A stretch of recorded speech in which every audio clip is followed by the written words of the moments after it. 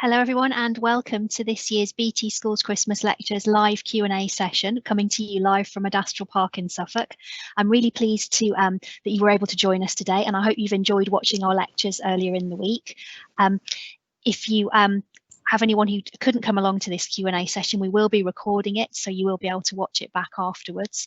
And if you look on the same site where we had our lectures, you'll be able to see we've made lots of other videos relating some of the things you might be learning at school or college to the world of technology that we're all working in. So if you have any requests for anything you'd like to see or anything you'd like us to do, then please do drop us an email and we'll see what we can do about those things.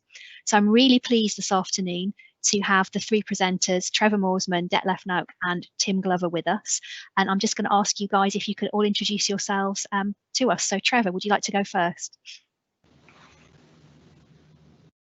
Yeah, hi. My name's Trevor. So I joined BT about 37 years ago as an apprentice straight out of school. And I've been working recently within a team that looks at research aspects for OpenReach. So looking at future broadband technologies, how can we get more out of copper, and obviously now moving to fibre and other interesting topics.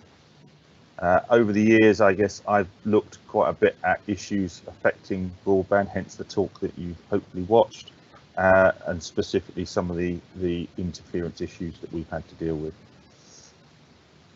Thanks, Trevor. Detlef, would you like to go next? Yeah, hi, I'm Detlef. I'm in BT for 21 years, and I'm currently leading the research area for AI, that is artificial intelligence and data science, which looks at understanding data and gaining insight from data. That means I scope the research work that we do here in Adastral Park in this space, and the work is then carried out by a number of research teams.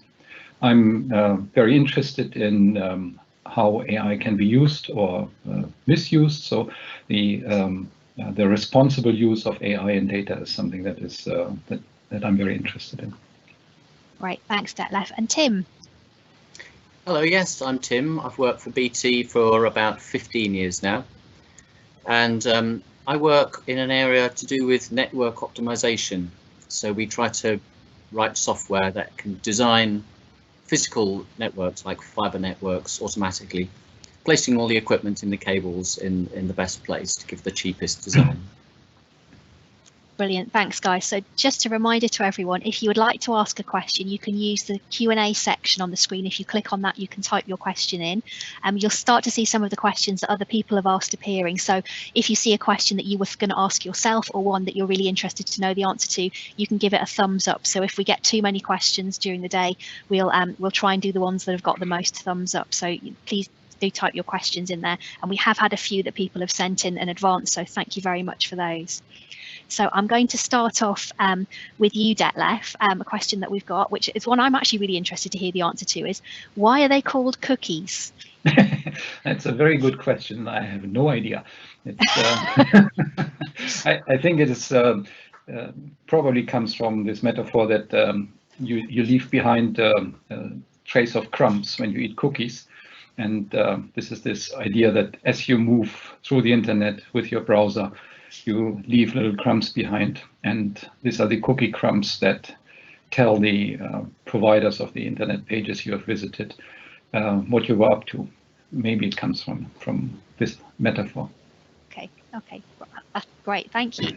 And my next question that I've got here is for Trevor. So Trevor, in your video, you showed us some copper cable, and the question that we've got is that what's used to connect the cabinets? And if there are different sizes of copper cable, can you tell us how big the biggest ones are and how many different pairs there are within each cable? Yeah, hi. So yes, kind of. So is probably the easiest answer. So that cable I showed there was typical of one of the sizes of cables that come out of the exchange. Something like that won't go all the way to the cabinet. If you think of our network as something like a tree, so we have very large, thick cables like that one, which I think was about 4,800 pairs coming out of the exchange, and then as it spreads out, we break it down into smaller sized cables. Ultimately, the ones that probably connect to a cabinet are probably in the order of 100 to 200 pairs, and then as they go from the cabinet to your home, they get even smaller still. And the one that finally connects you is probably may only have one pair of wires within it. Now each of those wires is anything from sort of 0.3 of a millimeter up to maybe a millimeter in diameter, typically about half a millimeter, or 500 micrometers, because if we compare that to a piece of fibre, so if you look at a fibre, the core of a fibre is typically about 9 micrometers in diameter, so a lot smaller. Brilliant. Thank you, Trevor. And now one for you, Tim. Tim, can you tell us how can the bin packing problem be applied in industry today? Well, yes, I mean, this is a problem that crops up everywhere in lots of different unexpected places. I can give you some examples of how it applies to the stuff I do. So, for example, a fibre has got a certain bandwidth, and you can put many different services down a single fibre. So if you've got a whole lot of fibres and you've got thousands of services which all require different bandwidth, it's a packing problem to work out which service you put on which fibre in order to fill up the fibres to the best amount. Brilliant. Yeah. Another simple example is we have lots of fibre joints in the networks. You have lots of cables coming into the joint. Each one's got 50, 100, 200 fibres. There are trays inside the joint, perhaps 50 trays, each of which can carry 12 fibres. It's a packing problem to work out which fibres from which cable you put on which trays in the joint. Brilliant. Thank you. Thank you. So I'm going to come back to you, Detlef, with another question, which is, can you give us some real life examples of when GDPR has been breached by a large company? There are not too many examples, and it's a good thing, of course. I think British Airways was caught out recently, and this happened because they had a data breach. Somebody hacked into their kind of customer database in some shape or form. So they haven't been careful enough to guard the customer data that they hold and make it secure so that nobody can get hold of it. That's the only case, and I think it is still under it's still being investigated, so it's not closed yet. In the UK, we have an organization called the Information Commissioner's Office, or ICO, and so if you're interested, they would publicize these sort of cases, and you can find them online. It's the Information Commissioner's Office, or ICO. Brilliant. Thanks, Detlef. And another one for you, Trevor, which is, can you tell us what's the difference between broadband and Wi-Fi? Yes, so broadband is generally the term that I think we'd use to describe effectively the wider area network that goes from your home back to the exchange and beyond. So it's the wider area that gives you service. Wi-Fi is really just a local area network that allows you to connect things in your home, for example, or maybe in your office, back into that wider area network to give you your broadband service. And I'm afraid I've got another one for you coming up, which is, what are the differences between copper and fibre connections, and why is fibre better than copper? In fact, is fibre better than copper? Well, yes, ultimately fibre is better. It gives us, so the difference is, well, obviously one is a metallic conductor. So to signal on it, we're using voltages and currents at specific frequencies, as I talked about in my talk, in order to convey the information. With fibre, obviously, we're using light, pulses of light, in order to transmit data across the network. So in a copper network, then obviously we are a lot more open to external influences, as I talked about in my talk. The connections themselves can be a little bit more susceptible to things like water ingress and damage like that. With fibre, it's a lot more resilient. It doesn't get affected by external influences like the things I talked about. Unless someone really breaks it, it's fairly robust medium, and the bandwidth is a lot higher. We can carry a lot more information down a fibre than we can ever get down a pair of copper wires. So hopefully that's answered the question that you were after. Great, thank you. And Tim, now another question for you, and it's another one about some real life examples. So can you give us some real life examples of an exponential problem? Well, again, there are lots of exponential problems. So the problem that I mostly work on is network design. So, for example, if you have one piece of equipment and 10 possible places to put it, you've got 10 answers. If you have two pieces of equipment, then you've got 10 places for the first and 10 places for the second, so that's 100 possibilities. Each time you add another piece of equipment, then you're multiplying your problem. So that's one example of an exponential problem. And the problem I'm mostly dealing with is something called the Steiner tree problem, which is given lots of different points and a whole web of connections between them, which are the best connections to use to give you the shortest possible route that connects all those points together. So that's a famous exponential problem that we deal with. Thanks, Tim. Thanks, Tim. And Trevor, just going to quickly come back to you on this. This is an interesting one. I think it relates a little bit to what you were saying. Have you come across any cases where people have intentionally caused noise to disrupt the connection, and how has that been dealt with? Thanks, Carol. I think the answer really is no. So not that I've been aware of. I think we don't actually have an awful lot of powers to deal with these cases, but when they occur, quite often, and nowadays most people have a broadband connection themselves. So when they occur, most people you find are very cooperative and will be helpful, because quite often it's affecting their own service as well. So it's in their interest to try and rectify these issues. There was a case, however, I will come to, I won't say where it was, but there was a farmer somewhere in the country that owned an electric fence, which is another very horrible source of generating electromagnetic interference.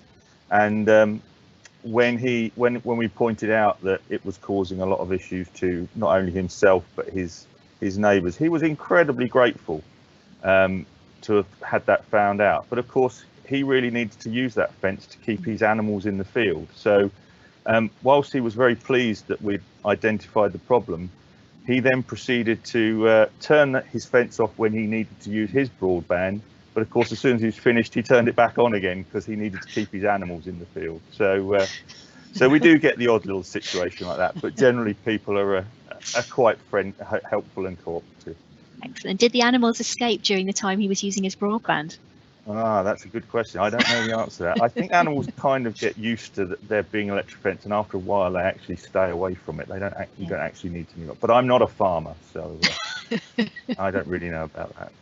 That's brilliant. Thanks, Trevor. So I'm going to move from the ethics around electromagnetic interference for broadband to the ethics of AI, Detlef. And the question for you, which is, how do you avoid bias when you're using AI?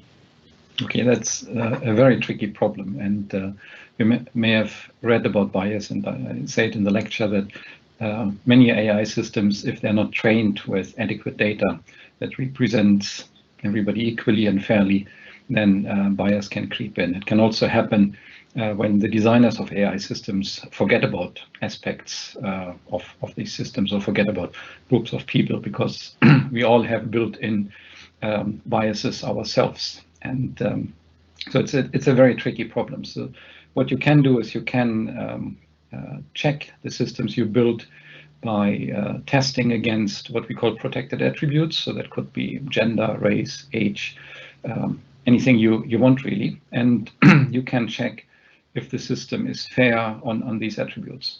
However, sometimes it is a trade-off. You cannot be fair to everybody at all times. And so you sometimes have to make a trade-off, and there's no way about it. And but the important thing is that we are aware of these issues and that we test for it, and that we do our utmost to make these systems fair. Thank you. Thanks, Detlef. I'm going to move back on to Tim. So Tim, I think this is quite a tricky question for you. How would a quantum computing affect an NP hard solution? Would it make it less hard? Well, I'm not an expert in quantum computing, but I'll just give you the better answer I can. So in my talk, I showed a graph of a sort of a wiggly line that goes up and down. And the problem was to try to find the lowest point of that wiggly line.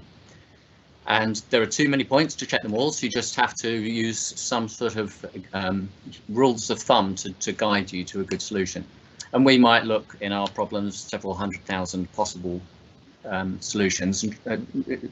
We can usually get somewhere fairly low, but we never know if we've actually got the lowest. Now, with quantum computers, there are a couple of different models of quantum computing. In one of them, you set up your electromagnetic fields to represent that wiggly line, and you let your electrons settle down, and you slowly reduce the temperature of your electrons, and with Heisenberg's uncertainty, they can sort of jump between these dips, and as they settle down. But you can never be quite sure that they've settled into the right place. So it's rather like our solution, only it's massively parallel. You've got all of these things happening at once. So it finds your solution very, very fast, but you can't guarantee it's absolutely correct. There's another style of quantum computing, which the hardcore people think is better, which can guarantee to give you the right answer very, very fast. But that's the style where you're involving superconductors of yttrium and buckets of liquid helium. And so you can only solve very, very small problems at the moment. And it's likely that only very specific problems will ever be put to those kinds of computer. Brilliant. Great, thanks, Tim. So just a reminder to everyone, if you'd like to ask a question, you can use the Q&A section and type your question in. And again, also, if you see some questions popping up you'd like to know the answer to, then give them a thumbs up and we'll know to come to those ones soon. Detlef, another question for you, going back to cookies. And it's cookies sometimes give data to third parties, and how does that relate to GDPR? Can those third parties do anything with the data they've supplied with, even if you've not given them that permission? Well, actually, you will have given them this permission, and that's the issue. When you go to a new website and you get this little pop-up that usually only has an accept all button, or maybe a small little option on the side where you can look into the details, then when you click accept all, what you implicitly do is you give permission to use the data that they collect about you using these cookies. And so you actually have to go into these terms and conditions and read what they're being used for. And I saw there was another question if I always read those, and so I don't actually, but what I do is I click on the other button that says modify settings or see details or something like this. And then you get another window, and in there you can usually click save settings. And because it is an opt-in model, so you have to explicitly say, yes, I'm happy with the data being used, all the little switches in this window have to be set to off, and you have to manually set them to on. So if you then just click save and exit, then you have opted out or not opted in to the use of cookies. So that's the quickest way to avoid being tracked through the use of cookies and not giving consent to your data being used. Alternatively, what you can do with many browsers is when you switch them off, they can automatically delete all cookies. You can find a setting in your browser that does that for you. So when you are at the end of the day, when you shut down your computer and shut down your browser, all the cookies disappear. Excellent. So some good tips there, I think, about what to do when we're confronted with cookies. So thank you. Trevor, I'm going to come back to you now. First of all, we've had a comment saying that the answer about the electric fence was a really interesting story. So thank you for sharing that one with us. So this question's in a few parts. So so first of all, what are the electromagnetic frequencies that we use for broadband and fibre? Are they dangerous to humans?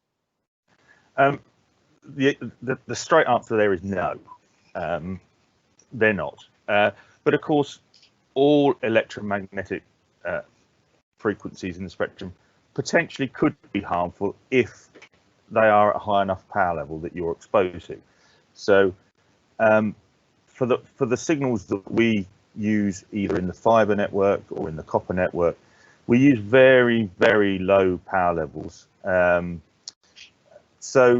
And it's constrained. So in the fibre network, the light is constrained within fibre. So as long as you don't go looking down the end of your fibre, you're not really exposed to it. In the copper network, and most of the signal is constrained within the wire. Some leaks out to some extent, but it's a very low level, and the levels that we engineer our network to are at such a low level because obviously we're using parts of the spectrum that overlap what radio people are trying to listen to with their radio receivers. So we make sure that what they generate is at a level that's low enough that hopefully doesn't cause interference to people that are trying to listen to radio signals, which are very low in their own right. So, you know, in terms of health effects, no, there's absolutely no risk at all. You've really got to be exposed to very high levels of radio power before you are exposed to any sort of health effects. And if you think, you know, you use a mobile phone which generates RF, you use that very close to you, and they're all deemed safe. I know it's a slightly different frequency, but no. So what we do in broadband is very low power signals. Cool. Thanks, Trevor. And another sort of following on from that question is what do VDSL, ADSL, and GFAST stand for, and how would I know which of those technologies is being used in my home? Okay, so well, first of all, so ADSL is asymmetric digital subscriber line, is what that stands for. VDSL is very high speed digital subscriber line, and GFAST is, well, the G actually comes from the ITU series of standards which describe the technology, and FAST actually stands for Fast Access to Subscriber Terminals. Now, how would you know which one was being used to deliver broadband to your home? Well, one way could be the speed you get. So ADSL, which comes from the exchange, can only deliver speeds of up to about 24 megabits per second, and generally a lot lower. And it was the first technology we rolled out, so it's been around for a long time. So if you've never upgraded since you took broadband service from back in the early noughties, there's a good chance that you're still using ADSL. VDSL comes from the cabinet, and so does GFAST. If you've seen new green cabinets pop up near to you, selling things like super fast broadband, BT Infinity, then you're using VDSL coming from the cabinet, and there you're now getting speeds of up to 80 megabits per second. So if you're getting anything greater than 24 and up to 80, then you must be being delivered by VDSL. GFAST is a fairly new technology. It's only been around for a few years. It comes from the cabinet, much similar in a similar way to VDSL, but there we're delivering speeds of, or offering services of, up to 160 megabits per second or 330. So if you are getting those kind of speeds in the downstream and all these speeds, if you're getting those kind of speeds, then you'll be on a fast connection. Now, the other fact fast is that those speeds, you've got to be living quite close to your green cabinet, because we can only serve people with GFAST that are probably up to about 300 meters away from their green cabinet. So if you take a walk around your local neighborhood, get a bit of size, and you see a green cabinet nearby, then it's got to be pretty close to your home to be able to serve you with GFAST. Now, not all cabinets are enabled. There probably is an Anorak's guide to how to spot what a certain cabinet type is. So something you can look up on the internet probably and find out what does a cabinet with GFAST look like, and then go hunting around the neighborhood and see if you can find one. Lovely. Thanks, Trevor. And I'm going to come to you, Tim, now. And this is a great question, which is, how can you deliver millions of parcels to the right place at the right time? How would you go about optimizing that route? Well, this traveling salesman problem is an old problem. It's been studied extensively for decades. So in principle, there is no way to find the best route. What that means is there's no algorithm which can absolutely guarantee that you've got the best route for any size problem. But having said that, for very large problems, there are solutions which are known to find you the best solution in polynomial time. But they're quite sophisticated algorithms. People do their PhDs in writing these algorithms to how to solve that particular problem, because it's a hard problem to crack. Brilliant. I don't know if that answers your question. Thanks, Tim. Thanks, Tim. And Detlef, I'm going to come back to you now. And this is an interesting question around AI. So what are the ethical implications of using AI in the future to replace jobs that would have previously been done by a human? So, for example, that might be in something like recruitment. Yeah, that's a very interesting and important question. Like all new technologies, you typically see an effect that some job roles disappear, but new job roles will be created. So if we would use AI at a large scale in industry, then you need people who build and manage and maintain these kind of AI systems. So you will automatically create new jobs. It's also that a lot of these AI systems, they're not capable of working by themselves. So you need to have humans in the loop. And they can be used to do kind of the menial work of a job and help with the automation of tasks that you don't really want to do. And you can then concentrate on the kind of aspects of the job role that require kind of human intelligence and a person, because you may have a role that interacts with other people, like in customer service. Recruitment is a tricky one, because there was recently an example where Amazon tried to build a CV scanning AI tool, and they found out that this tool was biased against women. And the reason for this was that the data they trained it with was from the kind of successful job applications of people they hired into the organization. And surprise, surprise, that were mainly men in technical roles. And therefore the system picked automatically male applicants in the CVs. The designers of this AI system then tried to hide the gender information, so the system wasn't being told this is a man or a woman, but it was still able to reconstruct this information from secondary information, like which college a person went to or what kind of sport they prefer to play. And so in the end, they couldn't get this bias out of the system, and they didn't put it into use, so they couldn't get it to work. And this is one of these areas, recruitment is one of them, where AI is really in no place to work anytime soon, because getting bias out of these systems at this stage is really, really tricky. And you would have to not use the training data that reflects the way the world was in the past. You need to scope the training data so it reflects the world that you want to have, so these systems can learn these kind of things.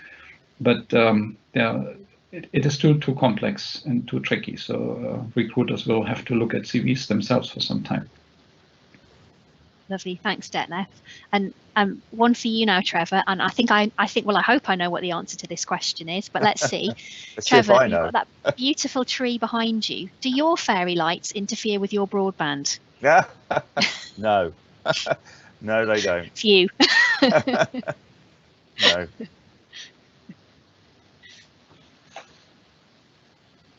I don't think there's much else I can add to that one, Cal. I'm quite relieved to hear that, because I think that wouldn't be great if you were having broadband problems every year when you put your Christmas tree up. So no, although I have had interference affect my own broadband line in the past. We're fed where I live via overhead power transformers on poles, and one year one of those broke down quite badly, and once you get arcing and sparking in devices, it's a massive generator of electromagnetic interference, very broad. So much like the lightning surge I talked about in my talk, things like a static discharge when you touch things as you go shopping. Once you start getting things breaking down, it generates very broad electromagnetic noise, and we had a transformer go down on a pole near us, and it took out all of mine and my neighbour's broadband. But fortunately, because I recognised it, I contacted the power company and was able to get them to fix it, but quite quickly. But so I have been affected, but not by my fairy lights.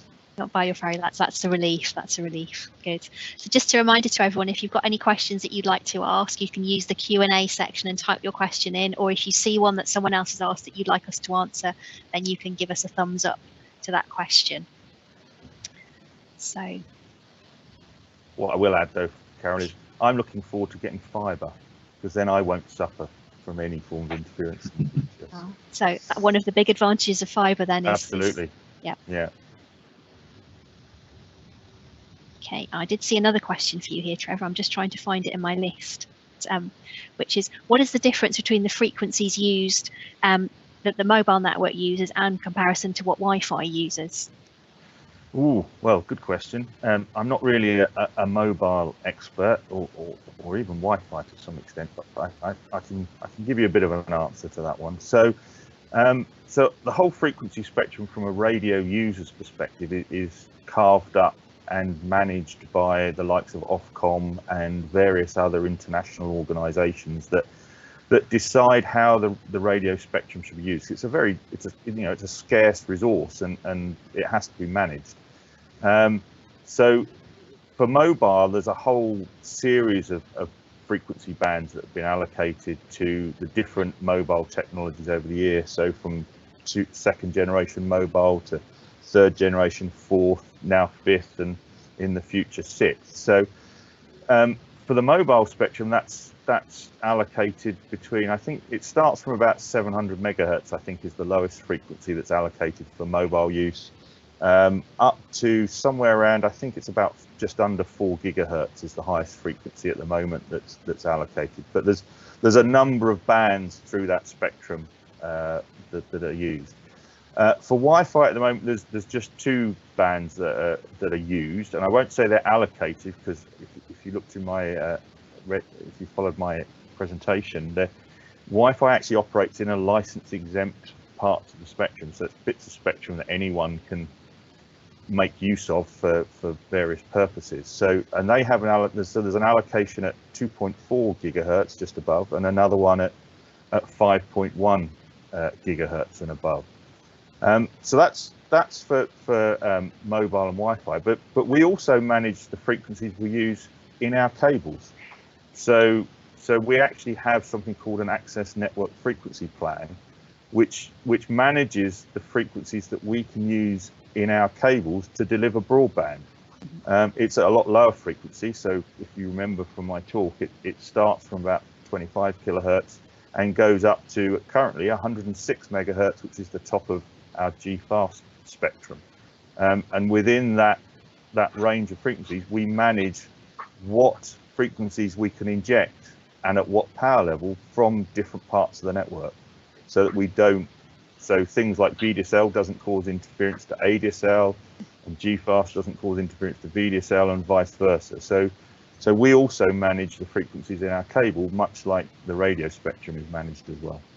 So every time there's a new technology that's coming online in that way, it causes you guys not quite a problem, but you need to think quite hard about how to make sure it doesn't impact other things that people already have. Indeed, it's part of the planning and the design and the standardization of the technologies we use is to look at the frequencies that we can use and how can we best use them. Fantastic. And I've got another question for you, Trevor, now that's just popped up, and that is, how long will it be until the whole of the UK has fibre?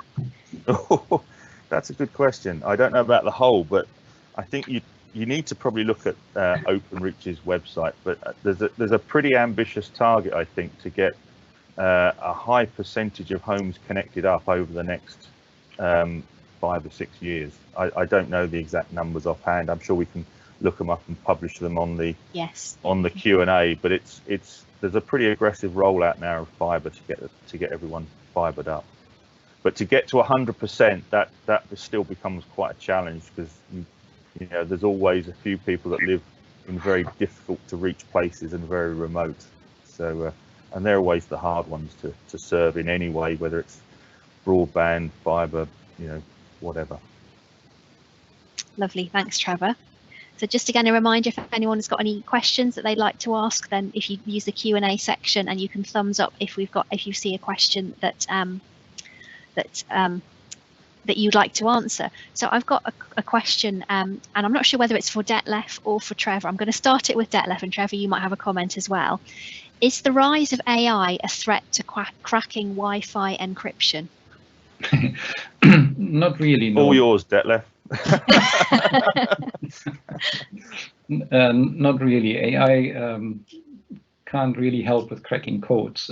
In order to crack codes, you need to do a lot of computation.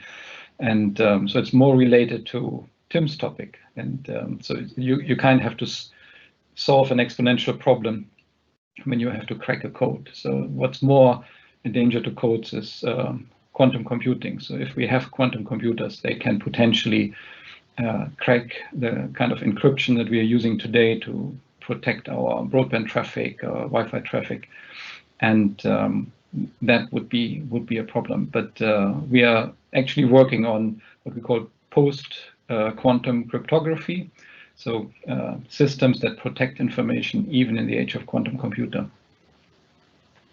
Brilliant. Thanks, Detlef. Tim, did you want to make any comment on that one around AI cracking encryption? You're on mute, Tim. You're on mute, Tim. Sorry. Yes, well, Detlef is the AI expert, but yes, as you're saying, quantum computers could potentially solve these problems. And I was saying that these computers are likely to be very expensive for the foreseeable future, but this is one of the problems which they may be thrown at, because the current cryptography algorithms codes can be cracked by computers that you can foresee. Brilliant. Thanks, Tim. So a question here, which actually I'm going to answer just for a change. So someone has asked, do you have a cybersecurity program at BT? Yes, absolutely we do. It's something that's very important to us to protect our network, to protect our data and all of our customers' data.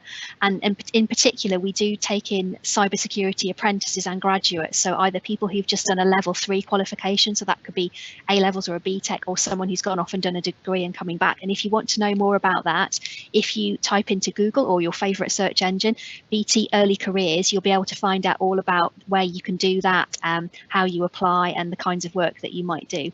There's also a question about what software do you use. I think that's related to the cybersecurity. I'm not sure. I don't know if any of you guys know the answer. I'm guessing that we probably wouldn't tell you exactly what sort of security software we use, because it was a nice way in, but really answer. But do have a look if you're interested in cybersecurity career. Have a look at that site that I just mentioned, and we'll get that put up on the STEM learning site as well. So, since you mentioned search engines, Carol, if you want to avoid being tracked, there are alternative search engines that don't track you, and a famous one that has a very funny name is called DuckDuckGo. And so if you look for this is a search engine that explicitly does not track you.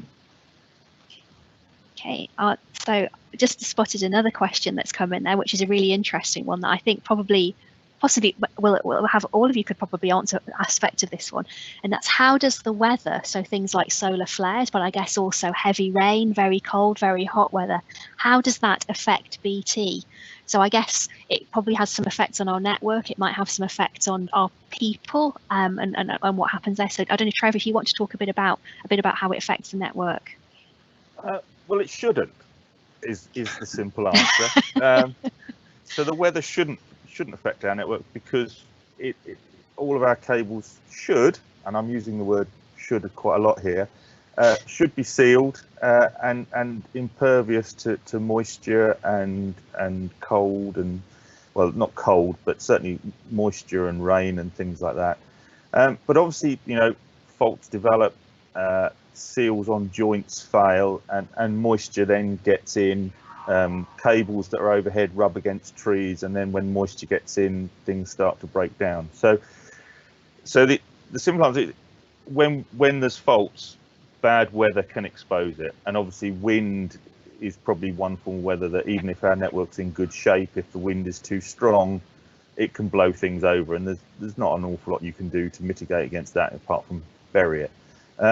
So the weather really shouldn't, but it can do if we start to, if our network has some faults, it then will expose some of those faults. So yeah. Lovely. Thanks, Trevor. And Detlef, I don't know if you want to say something about, because I think there's someone in your team who's done some work looking at the weather and the impact on the network. Yes, definitely. So we have a work program that tries to predict where we might get faults in the network, so we can fix them before they affect you and your broadband. And weather patterns are an important part of this. So we actually have a database of historic weather going back quite a few years. And we use this to use machine learning to learn when does certain type of weather affect certain type of faults in the network. And we use this insight to plan for when we need what type of engineer to potentially then go out and fix faults. Brilliant. Thanks, so Carol, obviously one thing I will add to that, and wasn't my talk, lightning, of course, it is something that will affect the performance of our network. Even in, when we look at copper-based broadband, if you're in an area where there's an awful lot of lightning activity at a particular point in time, then it can cause errors to your broadband due to the broad noise that it generates when you get lightning strikes. It can even cause your broadband to lose sync and retrain if the noise is too extreme.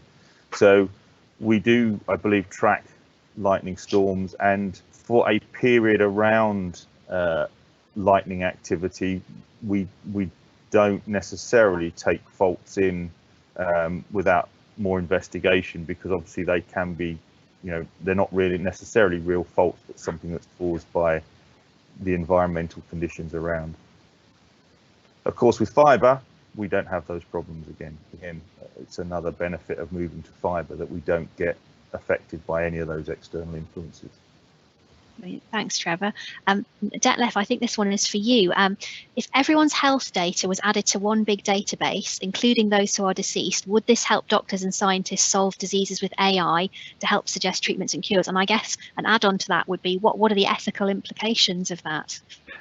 Yeah, it's a good question. So AI is already being used in medical applications. So, for example, there are researchers trying to find out if an AI system can look at an X-ray or another type of medical scan and detect illnesses in the scan that doctors might miss. And this is still a tricky problem to solve, and sometimes the AI gets it right, sometimes it doesn't. They found out that, again, if it's a human-in-the-loop system where human and AI work together, then you can actually have a much better detection rate. In terms of having access to data, it is you can indeed find patterns in large collections of data that might be helpful to predict things like illnesses. Obviously, with things like health data, it's highly sensitive. So it could only happen if people are fully aware of that they're sharing the data for a certain purpose. It would have to be done in a secure and anonymous way, so that nobody can find out who that person is who shared that particular data. And so then these things might be possible. Brilliant, thanks, Detlef.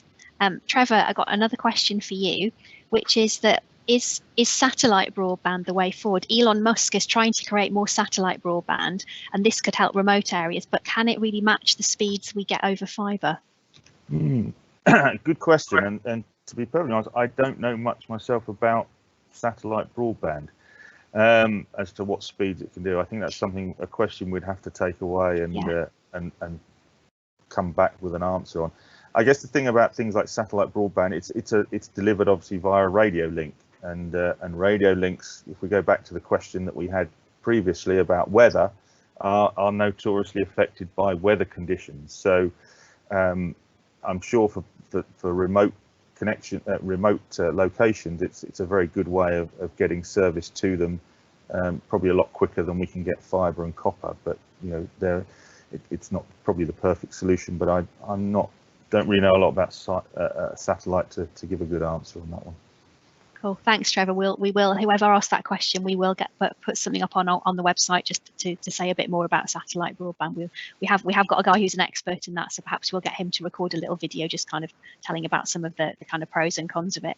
Okay, so another question that's just come in here is, what's the environmental impact of internet usage of, say, 5G versus Wi-Fi and fibre, and how important is it to have local servers in terms of speed and also environmental impact?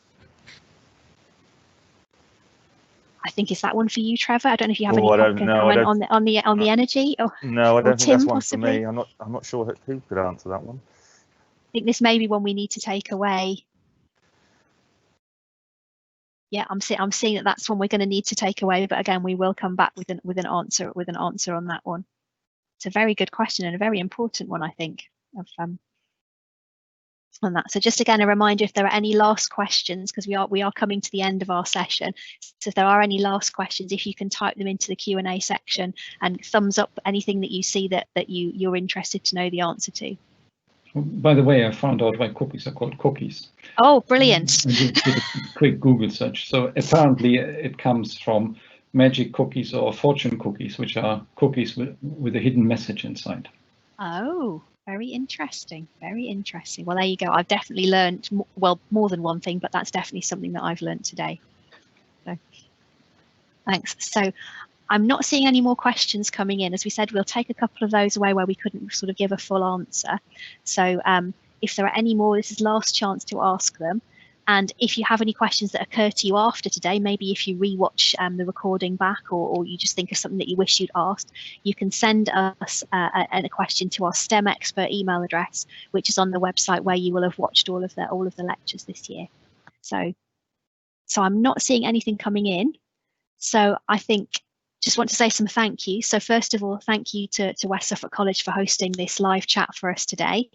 Thank you very much to you all for joining us and for sending in some really great questions, some of which have taxed our experts, which is great. And finally, a big thank you to Declan, to Trevor and to Tim for some 3 really interesting and thought-provoking lectures, and then for coming on and answering everyone's questions today. So I hope you all have a great festive season and that we'll see you again soon. And we have just a reminder, we've got our website with our virtual learning videos on. We're adding to that all of the time, so do keep looking back. And if you've got any requests, send them in and we will see what we can do. Thank you.